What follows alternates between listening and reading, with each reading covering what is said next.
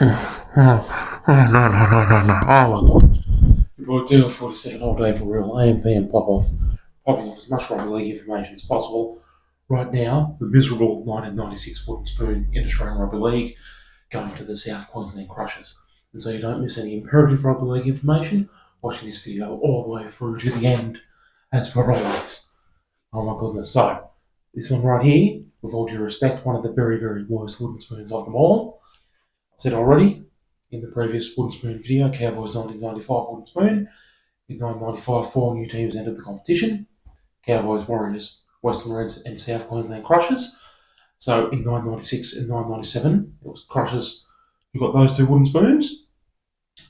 And easily one of the worst. Crushers in 95 had at least avoided the wooden spoon, had at least one handful of games to at least avoid the spoon, no one in the finals, but 96 and 97, that was definitely not the case. And they were never going to do anything but get the spoon, unfortunately, before they dissolved at the end of 1997. So, a little bit of explaining first of all. In 1996, it was called the Optus Cup in Australian Rugby League, and there were 20 teams, but I've said already, with the ongoing Super League war, just dramas left, right and centre, tearing the game, splitting the game down the middle basically. What happened was, 12 of the 20 teams forfeited in round 1 in 1996. So what that meant was, Crushers were one of them, those 12 teams, Crushers being one of them. They didn't play, but they were just awarded the 2 points, which is fair because all 12 teams were awarded the 2 points, and the other 8 teams did in fact go ahead and play their games in round 1. So what happened was, the 12 teams who forfeited only played 21 games for the season, and the 8 teams who didn't forfeit in round 1, they played 22 games for the season. So Crushers, playing 21 games then, in 1996, managing just 3 wins and 18 losses from those 21 games. So they pretty much, the first actual game they played was round 2, which they actually won, and then they lost 10 consecutive games, 1-2, but then lost the last 8 consecutive games. So of course they got the wooden spoon, having two gigantic losing streaks of 10 games and 8 games respectively. And the point scoring, yes, very meagre, extremely meagre and measly. They could only get 220 points from their 21 games, just over 10 points per game. Not even 2 converted tries per game on average, unfortunately. And they conceded 496 points, so the for and against minus 276. So, the leading try and point scorers, they usually do for the wooden spoons, well this time, because the point scorers are so measly, so miserly, so meagre, we've actually got to merge them together. Just like I did when Gold Coast Seagulls got the spoon in 1991, 1992 and 1993. Had to merge their point scorers together, got to do the same for Crushers in 96. Now, believe it or not, the leading point scorer could only get 26 points. His name was Graham Mackay. Wow. Graham Mackay, of all people, could only get 2 tries and 9 goals, 26 points for South Queensland Crushers in 1996. Mackay was an outstanding try-scoring, goal-kicking winger. He was a journeyman, played for many clubs, played for West, played for Penrith, played for Crushers here. I think played 1 year with Roosters, 1 year with Manly, I think maybe 2 years with Northern Eagles. Well, he was a journeyman, and he used to rack up points left, right and centre. He even represented his country, New Zealand, in test matches. So a player of that ilk could only manage 26 points for them, just to show how much they were struggling. So then the second highest point scorer was Craig Weston, who got 5 tries and 1 goal, only 22 points. I've already mentioned Craig Weston, how he got the spoon with Gold Coast Seagulls in 1992 and 1993. Well, yeah, poor old Weston, unfortunately, a change of clubs didn't bring any change in fortunes. Only 22 points and another wooden spoon. And then, a forward.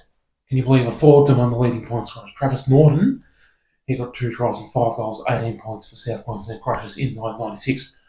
Yeah, it's not forwards' jobs to score any points. Well, they do get a few tries here and there, but generally it's not their job to score points. So when a forward's among the leading point scorers, there's serious problems.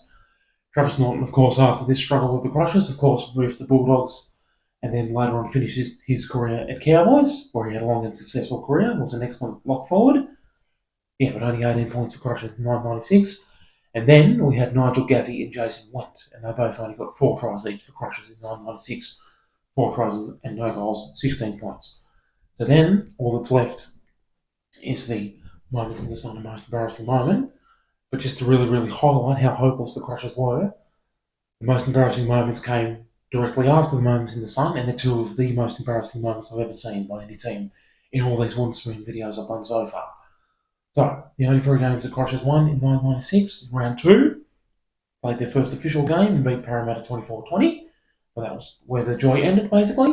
Like I already said, they lost 10 consecutive games.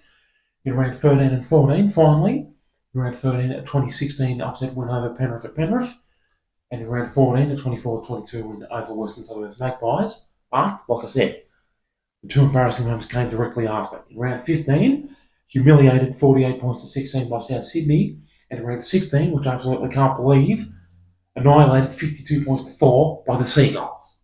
They conceded 50 points against the Seagulls of all teams. 52 points to 4 lost to Gold Coast Seagulls in round 16, 1996. I kid you not.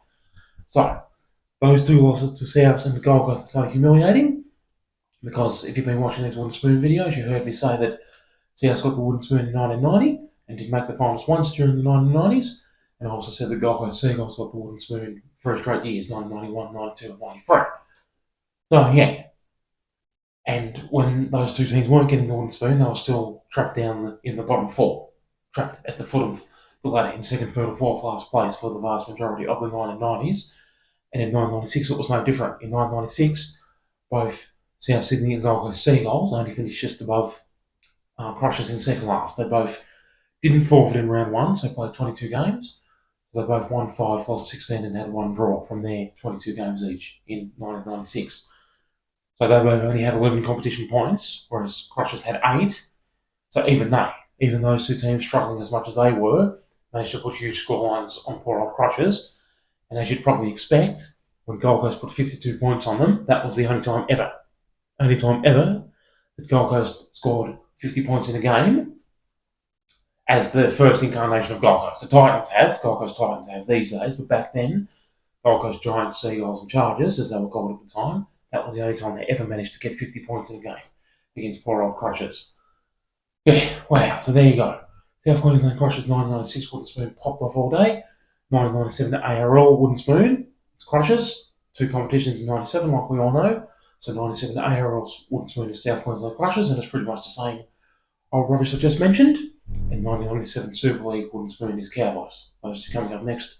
Thank you so much for watching all the way through to the end, so you didn't miss any crucial rugby league information.